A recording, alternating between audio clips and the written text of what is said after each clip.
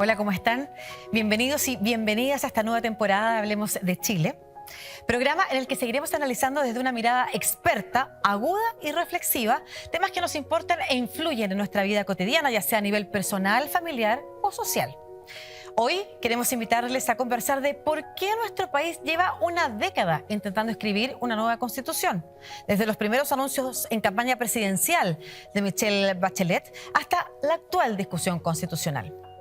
¿Sabemos en qué consiste este nuevo proceso y cuáles son las diferencias de fondo con el anterior? ¿Se ha preguntado o ha oído a alguien cuestionar si este proceso es legítimo y por qué? Según diversas encuestas, hay muchas personas que tienen bajo interés en el actual proceso constituyente, desconocen sus etapas y manifiestan cautela o escepticismo frente a él. Entonces, ¿es importante seguir intentando tener una nueva constitución? Y de ser así, ¿cómo se valida este proceso en la ciudadanía? Para saberlo, hablemos de Chile.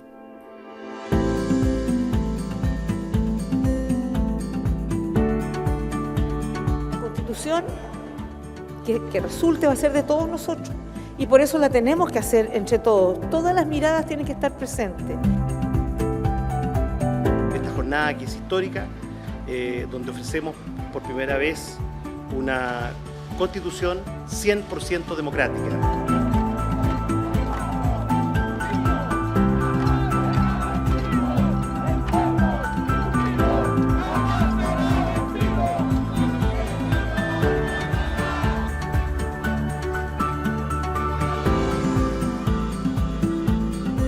Una propuesta de texto de una nueva Constitución para Chile.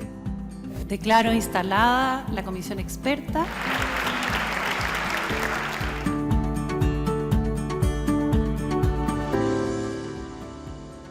¿Cómo están? Bienvenidos y bienvenidas a esta nueva temporada de Hablemos de Chile. Hoy en este primer capítulo, hablando del nuevo proceso constituyente y de todo ese recorrido que vimos en las imágenes que hemos atravesado por esta década, ¿no es cierto? Bienvenidos a este espacio, además, que lo hacemos en conjunto entre la Pontificia Universidad Católica de Chile y 3CC. Y agradecemos que nuevamente nos estén sintonizando para seguir reflexionando sobre estos temas que son tan relevantes, con una mirada que es experta, que está basada en la evidencia, a veces en la experiencia y también en la investigación académica, como es la que traen nuestros invitados, nuestro invitado y nuestra invitada hoy día al programa. Los presento de inmediato: José Antonio Viragallo, abogado de la Universidad Católica, ha sido diputado, senador, ministro, embajador, ocupado distintos cargos y actualmente es colaborador como investigador en el Centro de Políticas Públicas de la Universidad Católica. ¿Cómo está? ¿Qué tal? Gracias por la invitación. Muchas gracias a usted por estar acá. Y también a Claudia Haes, que es jefa de la carrera de Ciencia Política de la Facultad de Gobierno de la Universidad de Chile. Es doctora en Ciencia Política. Además, tiene un papel importante también en el desarrollo de la participación ciudadana para este proceso constituyente. Así que tu experiencia, también conocimiento en este proceso en particular, pero también en las investigaciones sobre los procesos anteriores, también va a ser muy relevante. Muchas gracias por estar aquí, Claudia. Muchas gracias, Lucía, un gusto. Bueno, lo primero que les quiero preguntar, a propósito de lo que decíamos en las introducciones, ¿qué piensan ustedes del actual momento constituyente, del actual proceso constituyente? Partamos por José Antonio. A ver, yo creo que es la última oportunidad que tenemos de cambiar la Constitución actual.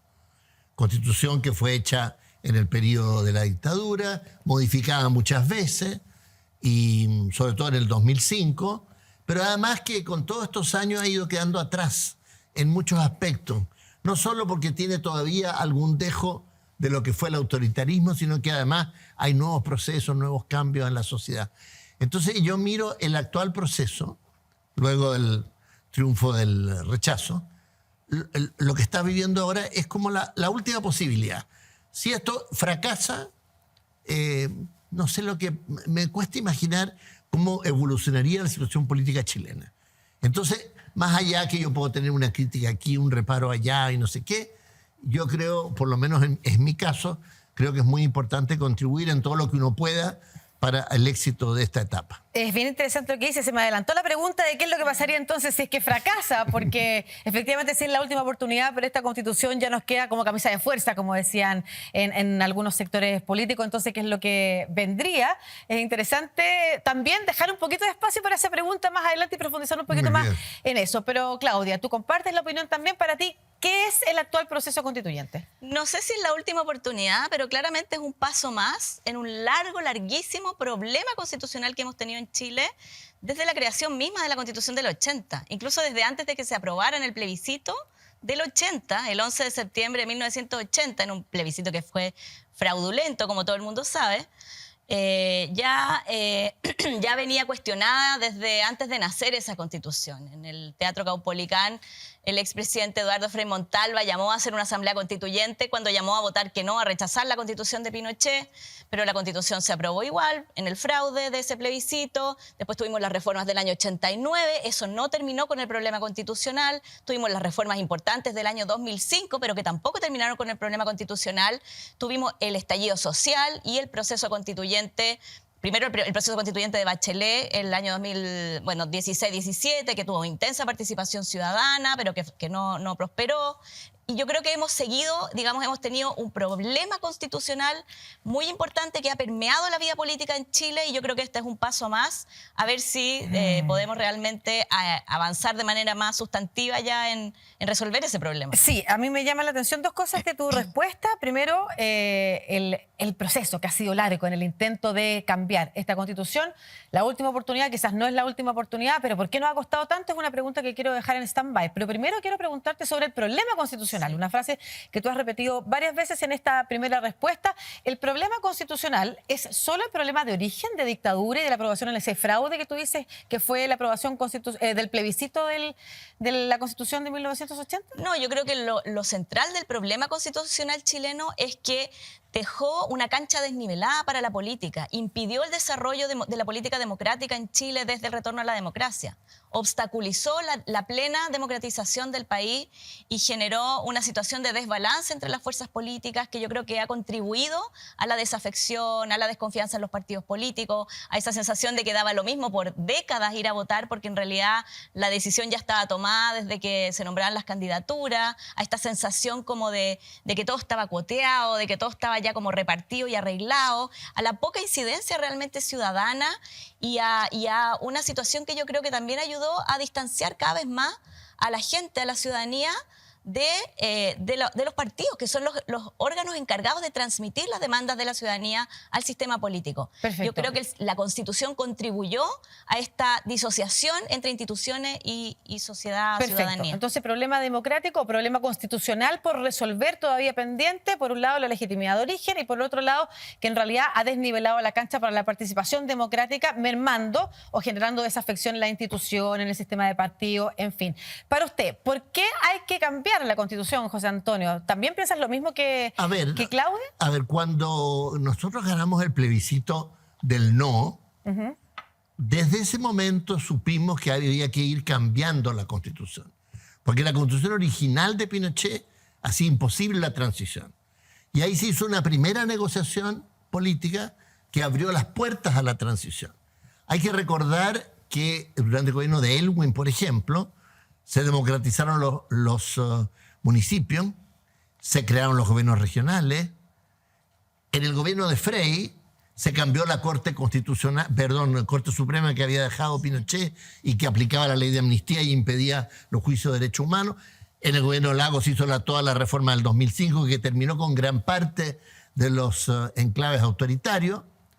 Y después como que se hicieron algunas reformas, no digo que no, pero menores.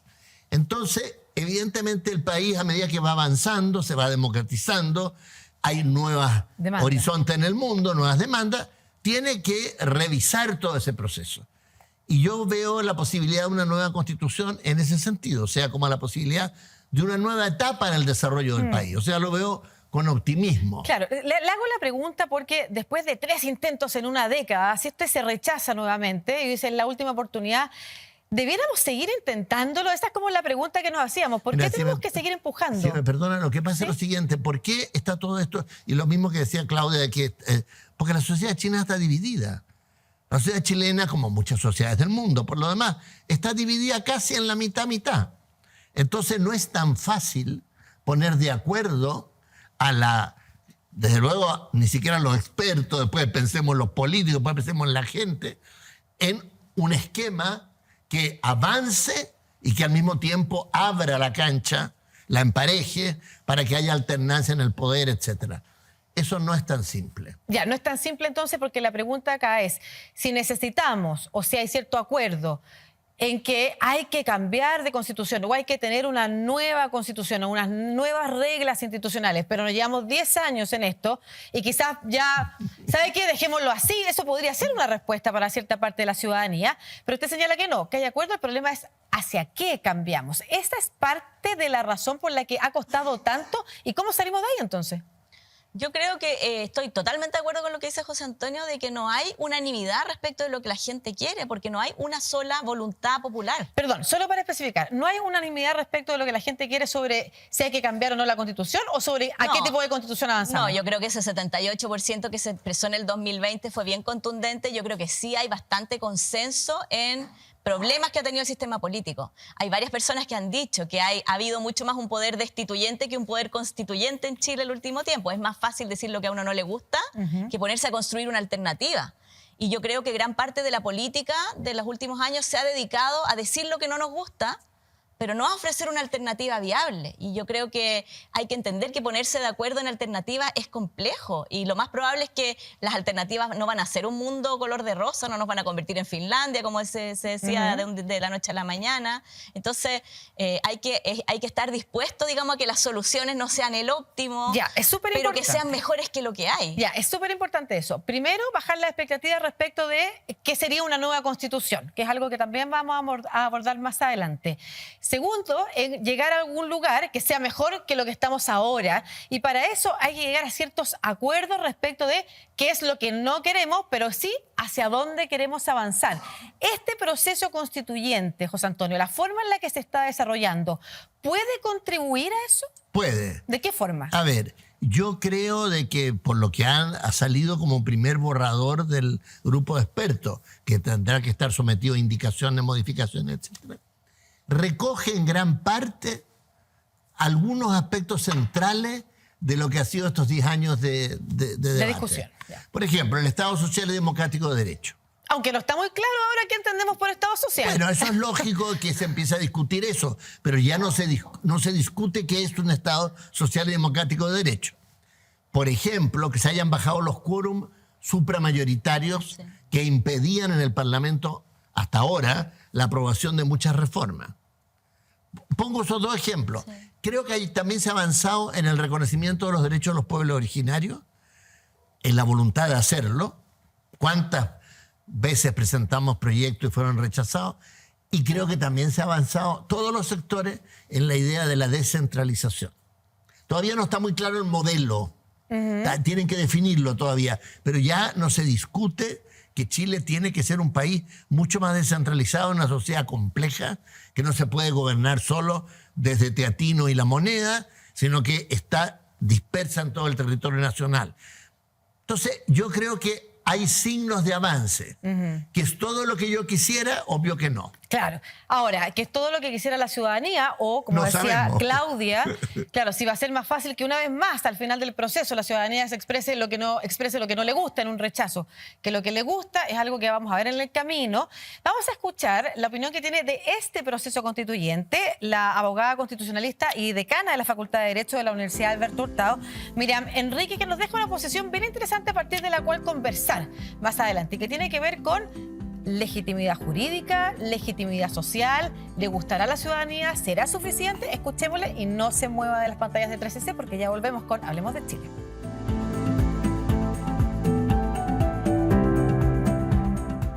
La forma es un proceso constituyente completamente legítimo.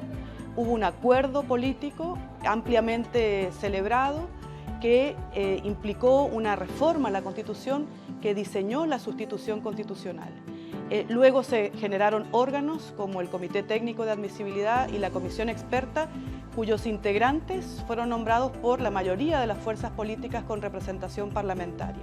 También es un órgano que está integrado tanto por hombres como mujeres, lo que le dota de legitimidad a estos órganos. Y también, creo que esto es lo más importante, va a haber un tercer órgano que es el Consejo Constitucional, cuyos integrantes, todos ellos van a ser elegidos por sufragio universal por la ciudadanía y por lo tanto ahí está el corazón de la representación y también de la legitimidad del proceso.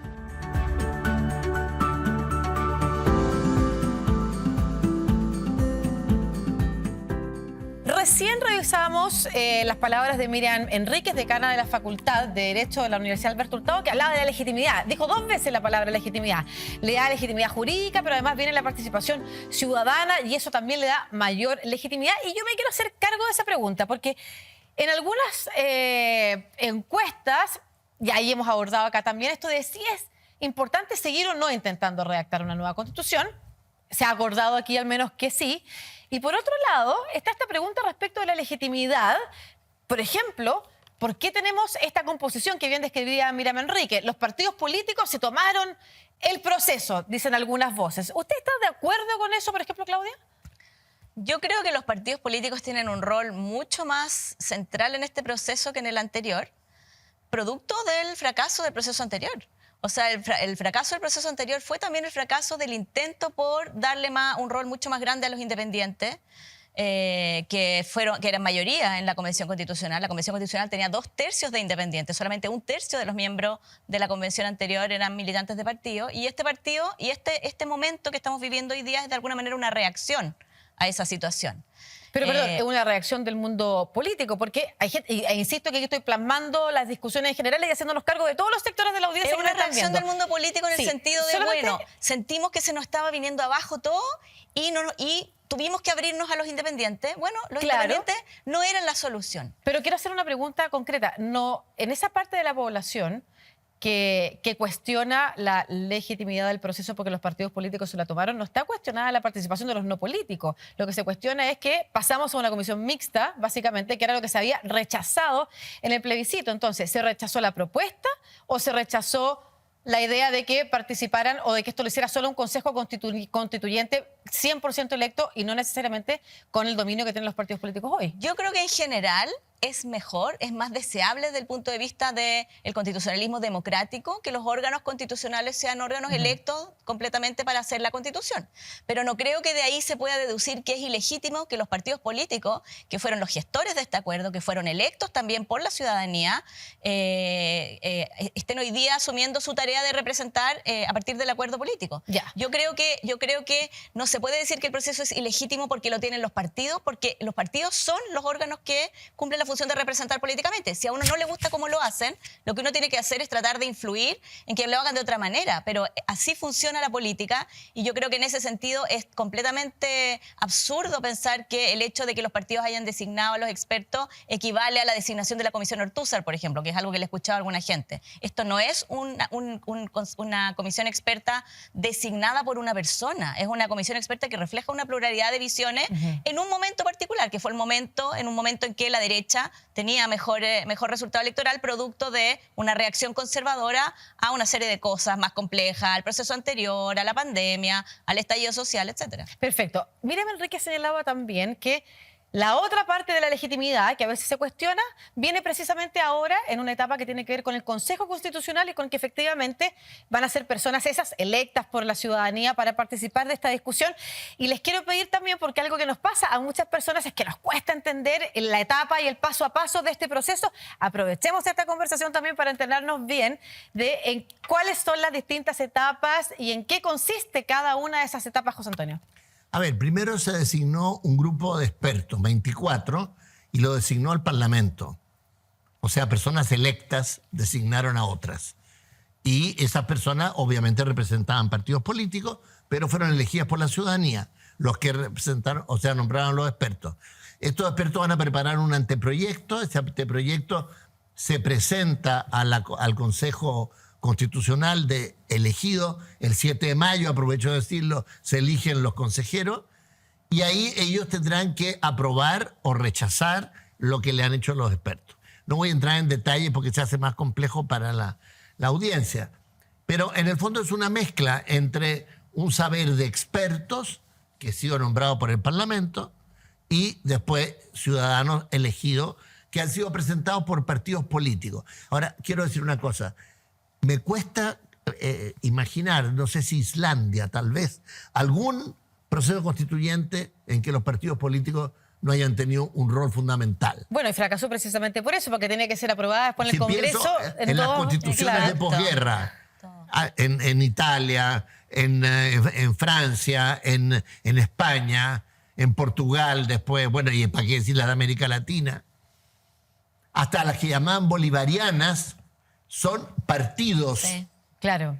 O sea, es muy difícil imaginar algo en que no haya un rol de los partidos. Ahora, uno puede, como dice Claudia, criticar a los partidos, obvio, y que hicieron esto bien o esto mal, pero en una democracia es la forma de canalizar las grandes corrientes de opinión. Es bien interesante lo que señala, porque efectivamente en Islandia, donde el proceso fue altamente ciudadano, por Sí, sorteos, pero con muy cupos especial. para gremios, No, profesores. y no se aprobó la Constitución. Ay, no se aprobó tampoco. se No quedaron. se ratificó por el Congreso. Porque a los partidos no les gustó. Claro, efectivamente. O sea, todos tienen que participar para que finalmente sea aprobado este proceso, y eso es una parte relevante. Estábamos hablando de las etapas del Consejo, y ahí quiero ahondar un poquito nomás en una parte. Usted señala que los consejeros constitucionales, las y los consejeros constitucionales, van a aprobar o rechazar lo que les plantea este comité de expertos, pero al mismo tiempo pueden aportar más normas, pueden desarrollar más. Sí, claro, pueden modificar, pues. Perfecto. Sí, ahora, ¿qué es lo que sucede? Ellos tienen que aprobar por 3/5. Aquí vienen las cosas muy técnicas, no sé si es el caso en este programa, pero rechazar por 2/3. Perfecto. Eso O sea, es se necesita extraño. más quórum Quedan para unas cosas rechazar. entre medio. Claro, y estas normas pueden haber normas que no sean aprobadas por 3/5. Pero tampoco que- rechazadas. Claro, pero- Quedan ahí en el limbo flotando. ok. Y eso va a una comisión mixta. Bueno, vamos a tener que ir explicando probablemente en otros programas Por eso también digo, el un poco detalle, complejo. el detalle de la discusión. Ahora, Claudia, estas etapas del proceso, también, ¿qué cosas pueden incorporar que le dé aún mayor soporte a esos distintos sectores que están pensando si aprobar o rechazar para que finalmente sea un camino exitoso? Bueno, yo creo que no tiene sentido pensar si aprobar o rechazar a priori. Yo creo que hay que esperar a ver el texto y ver si el texto constituye o no un avance importante respecto a la Constitución del 80. Yo tengo la esperanza de que sea así y de que el texto que salga de aquí sea mejor que la Constitución del 80. Tengo la esperanza porque el órgano que lo está haciendo es un órgano plural. Creo que es difícil que salga algo peor de lo que hizo una comisión de puras personas que pensaban lo mismo. Pero sí creo que uno no puede saberlo a priori. Lo que sí yo creo que es importante es que, dando por sentado que este proceso es una etapa más en el esfuerzo por solucionar el problema constitucional, ojalá logremos que la gente se involucre. Yo entiendo el cansancio, entiendo la desazón del 38% que perdió en el proceso anterior y que añora y que compara finalmente este texto con el rechazado, ¿verdad? Claro, la Constitución tenía un capítulo entero sobre O el medio ambiente. proceso. Incluso el texto tenía un capítulo entero, había un capítulo súper importante, larguísimo, muy detallado sobre medio ambiente, y hoy día los expertos y las expertas nos proponen 3 líneas sobre medio ambiente. Entonces yo entiendo el desánimo, pero yo creo que lo que hay que hacer frente a ese desánimo no es decir este proceso no vale nada y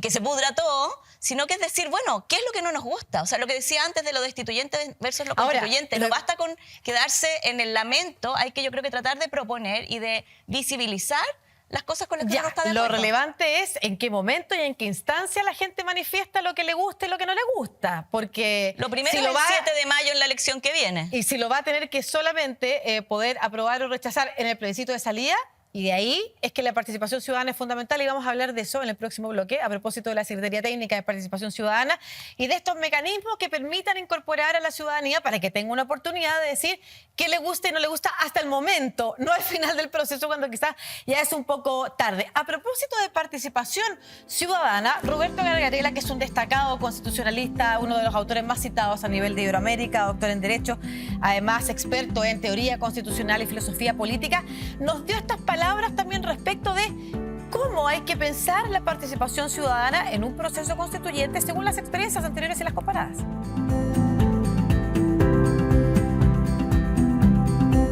El reloj de arena, digamos, como saben, digamos, tiene la parte de arriba, digamos así, como ancha, la parte del medio, por donde pasa la arena, muy pequeñita, y luego, digamos, vuelve a ensancharse. Bueno, y esos 3 pasos, digamos, simplemente esa imagen, en donde, digamos, al comienzo hay como un llamado a la participación popular, como fue el plebiscito de entrada en Chile. Luego, cuando se eligen los representantes, esos representantes, bueno, así como que expertos, discuten entre ellos intensamente sobre qué hacer, qué reformar, o sea que ya no es una discusión pública, sino que es una discusión entre representantes muy selectos, poco abierta a la sociedad civil, y luego, para volver a darle legitimidad a lo que se escribió, eso vuelve a ensancharse, por ejemplo, con un plebiscito de salida.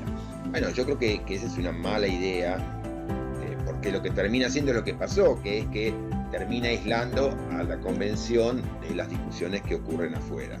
Porque impulsan al ciudadano racional, no al ciudadano tonto, impulsan al ciudadano racional a usar ese pequeñito voto que tiene, ya dado que no puede hablar de los 400 artículos que se escribían, los 300 artículos que se van a escribir en la Constitución, usa esa pequeña oportunidad para, digamos, decirle al presidente de turno o al gobierno de turno: estoy con usted o estoy contra usted.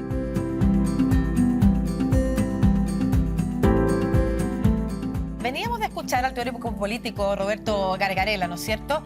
Argentino, reconocido además investigador de distintos procesos constituyentes, desde el norteamericano hasta el chileno, que criticaba la falta de participación ciudadana en el proceso anterior chileno, que es algo raro porque en general se dice que lo que fracasó es que fue muy participativo o que fue muy participativo y fracasó. ¿Estás de acuerdo con eso, Claudia? Yo creo que hay una sensación de que fue muy participativo porque fue ruidoso, porque hubo participación antes quizá, porque está asociado al estallido, porque fue producto del estallido social, que evidentemente fue una movilización social, pero yo estoy de acuerdo con Roberto Gargarella en que no fue participativo. La participación no funcionó bien, fue desorganizada. De las 20.000 personas que solicitaron ser recibidas por la Convención Constitucional, alrededor de solamente 1/10 pudo ser recibida. Hay comisiones que tenían más demanda que lograron recibir a 1/8 de las personas que pedían audiencia. Es decir, creo que no se escuchó suficiente, que no hubo suficiente debate ciudadano, debate público a través de los medios de comunicación, debate que no fuera solamente partisano, sino que fuera realmente una discusión más conceptual sobre los temas de la Constitución. Yo creo que faltó deliberación y lo que el propio Gargarella llama, él dice que el derecho es una conversación entre iguales. Yo creo que no se produjo una conversación entre iguales y parte del problema de la Convención Constitucional fue justamente que estuvo aislada de la voluntad ciudadana. Y él mostraba o nos daba esta imagen del reloj de arena, ¿no es cierto?, de Elster, que es también otro teórico constitucional muy claro en investigar la participación ciudadana en procesos constituyentes, y Gargarella nos daba esta figura del reloj de arena. ¿Este proceso, José Antonio, se parece también en participación a el que nos estás describiendo, que fracasó y que probablemente o tiene alta posibilidad de fracasar? Entonces, si al final la gente aprueba o rechaza no los 400 o 300 artículos que se van a escribir, como decía él, sino que el gobierno de turno. Mira, lo bueno es que este proceso es un poco menos fantasioso, digamos, en el sentido que se sabe lo que es. Están los 24 expertos. El que quiere le hizo llegar al experto que conoce alguna idea que haya tenido. Y ahora, y eso lo podrá decir mucho mejor Claudia que yo, se inicia el proceso de participación una vez que se apruebe definitivamente el borrador. Ese proceso está a cargo de las dos universidades, la Católica y la Chile, y tiene distintos mecanismos que Claudia puede explicar, que son más, que estructuran más la participación para hacerla eficaz. Ya, vamos entonces a esa conversación. ¿Cuáles van a ser los mecanismos de participación ciudadana y de qué manera se hacen cargo de la crítica que tú misma has hecho del proceso anterior? Bueno, yo creo que justamente el hecho de que sea más organizado va a ser más acotado. Tenemos muy poco tiempo. Hay un solo mes de la participación ciudadana, que va a ser entre fines de junio y comienzos de julio. Y la gracia que tiene, yo creo, el hecho de que esté organizado con tanta antelación, porque la Secretaría de Participación viene trabajando desde febrero, es que se está haciendo todo el esfuerzo para que la participación que haya se pueda entregar de manera oportuna al Consejo Constitucional. O sea, no cuando terminó ya sus trabajos, como ocurrió en la convención pasada, que los esfuerzos enormes que se hicieron por sistematizar estos grandes volúmenes de participación llegaron al final, cuando ya se habían negociado las normas. Claro, igual ya no servía. Igual tengo mis dudas, porque yo no sé si usted conoce o alguien conoce a alguna persona que esté participando hoy, por ejemplo, de alguna de las instancias de participación. ¿Cuáles son esas instancias para que efectivamente entonces digamos que van a llegar con tiempo a la discusión, ya que el proceso es acotado? ¿Cuáles son las instancias? ¿Cuándo se inician? Bueno, se inicia todo después que esté electo el Consejo Constitucional, Ok. salvo la fase de participación ciudadana, que ya empezó. Hay un equipo de formación ciudadana que está trabajando y hay un equipo que hizo una sistematización de los procesos anteriores, porque como decíamos antes, Perfecto. esto no es algo que parta con este proceso. O sea, se recoge esa Se participación. recoge toda la participación desde el proceso de Bachelet, desde el 2016, y la Secretaría de Participación elaboró un informe que está disponible en línea para cualquiera que lo quiera ver, que son 400 páginas de un esfuerzo enorme que hicieron por sistematizar cosas que eran muy distintas, porque los registros eran todos diferentes. Había informes de audiencia que eran literales de 2000 páginas y otros que eran una hojita que escribió alguna persona que estaba tomando apunte. Era muy heterogénea la información, pero se hizo un esfuerzo enorme de la Secretaría de recoger toda esta participación para entregarle a la comisión experta un primer insumo que diga, bueno, esto es lo que ha dicho la ciudadanía en Chile antes sobre el problema constitucional. Eso es lo primero que se entregó. Y ahora, después de la elección del Consejo Constitucional, se inicia la apertura de los mecanismos para que la gente pueda inscribirse en distintas formas de participación.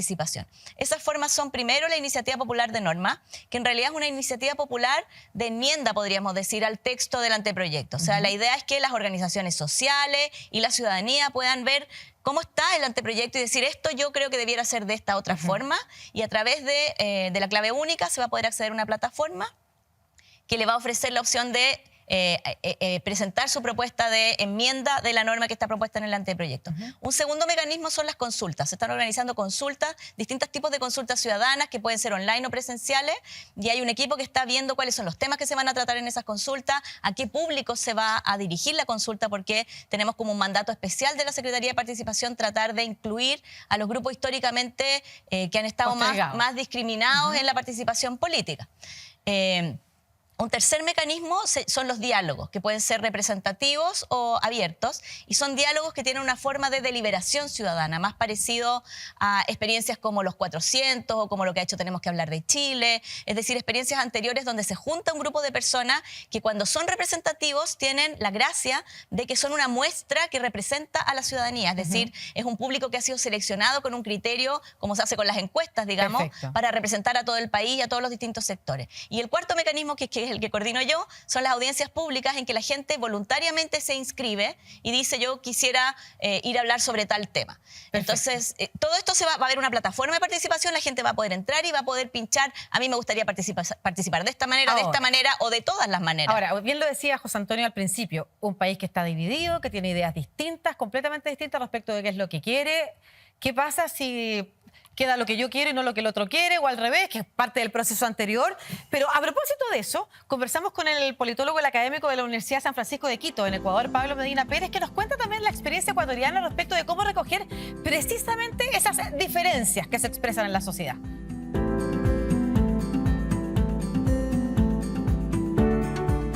La sociedad, los grupos sociales, ONGs, fundaciones, agrupaciones barriales, agrupaciones gremiales, etcétera, se habían de alguna forma tomado la política en detrimento de los partidos políticos, porque lo que tú decías, y de hecho Correa, el presidente Correa en ese entonces lo posicionó mucho, era la partidocracia, y él planteaba la partidocracia como una élite política completamente desconectada de la realidad. El proceso constituyente entonces tenía que ser muy abierto, y lo fue en el sentido de que la asamblea recibía diariamente 30, 40, 50 organizaciones. Y te puedo contar cosas caricaturescas, es decir, hubo un momento en donde llegó la Asociación de Ufólogos Ecuatorianos a conversar con la Asamblea Constituyente, porque consideraban que se tenía que tomar en cuenta la posibilidad de encuentro con seres de otros planetas y qué pasaría en ese caso, si tienen derechos, qué derechos, cuál sería la posición del Ecuador frente a un caso de esos, es decir, simplemente para caricaturizarte el amplísimo espectro de personajes que llegaron a la Asamblea. Y ese pacto social, ese pacto político, evidentemente trae contradicciones, porque la sociedad es contradictoria, porque los seres humanos somos contradictorios. Evidentemente eso es un problema para la legalidad, para los abogados, una vez que una corte constitucional o un tribunal constitucional tiene que fallar y no tiene claro qué quiso decir la Constitución con lo que está ahí escrito. Por supuesto, es un desafío aún mayor. Pero en ese caso refleja el pacto social.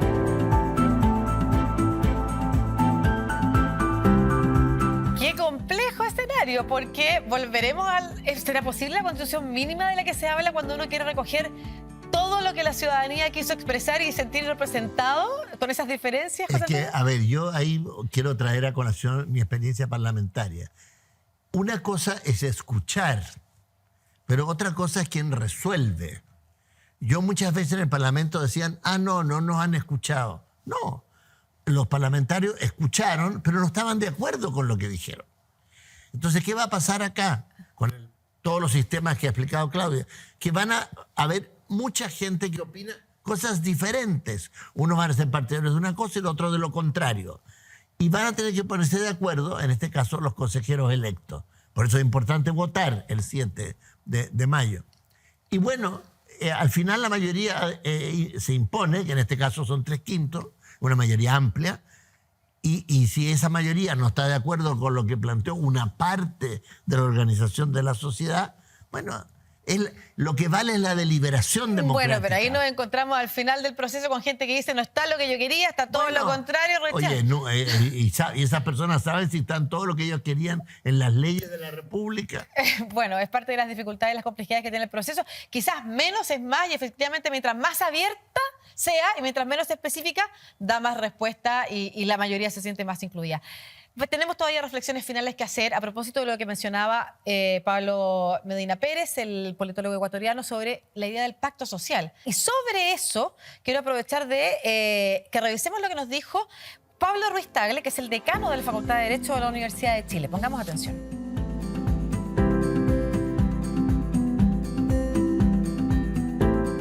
Yo quiero advertir algo, las constituciones nunca son perfectas.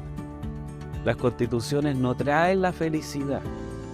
Las constituciones sirven para distribuir el poder, crear el derecho, reconocer garantías a las personas que son elementales y básicamente para eso es necesario acompañar la constitución, a mi juicio, de un pacto social y económico que le dé sustentabilidad y que permita a toda la ciudadanía chilena sentirse parte de este nuevo Chile que nace, que sería la Sexta República Chilena.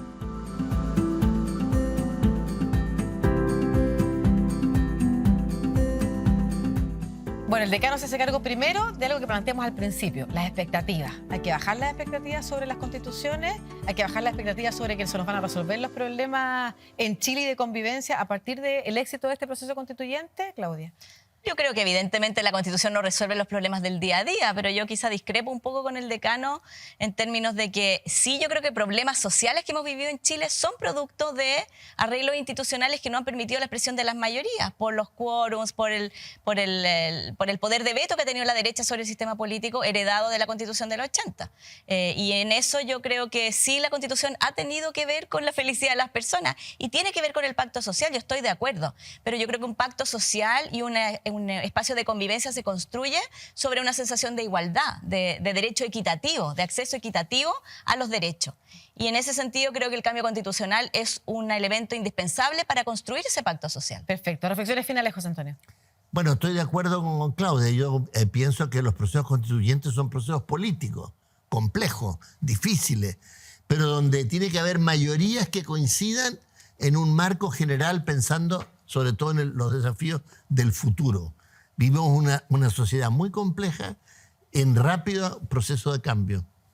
Entonces, más que pensar en lo que pasó, los constituyentes tienen que pensar sobre todo en los desafíos que vienen, que no son pocos en muchos campos. Perfecto. Vaya de la cuña de Pablo, ¿algo para cerrar? Sí, yo quiero decir que yo pienso que la forma de mejorar la calidad de la política es tener una disposición más propositiva que crítica. La crítica es muy importante en la política, pero junto con la crítica yo creo que tiene que venir la pregunta ¿qué puedo hacer yo al respecto? ¿Cómo puedo contribuir? ¿Cómo puedo ayudar? Y yo creo que eso ha faltado mucho en la política chilena, en todos los sectores. Entiendo la rabia de los grupos que han sido excluidos, pero creo que incluso en este proceso que ha generado poco cariño y una desafección grande, sobre todo de las personas que apoyaron el proceso anterior, es importante tratar de ver cómo construir una mejor política y no solamente todo lo que no nos gusta. Bueno, esperemos haber contribuido precisamente en esa conversación, más allá del proceso mismo. Nosotros como programa no podemos decirle qué pensar o qué no pensar al respecto sobre este proceso, pero esperamos haber contribuido efectivamente a la conversación en cuanto, primero, a entender más o menos en qué consiste cada una de las etapas y segundo, a por qué estamos aquí de nuevo y por qué es importante avanzar quizás a esta nueva etapa más allá de la coyuntura y del proceso constitucional chileno por esta nueva etapa que decía José Antonio respecto que se le viene al mundo incluso.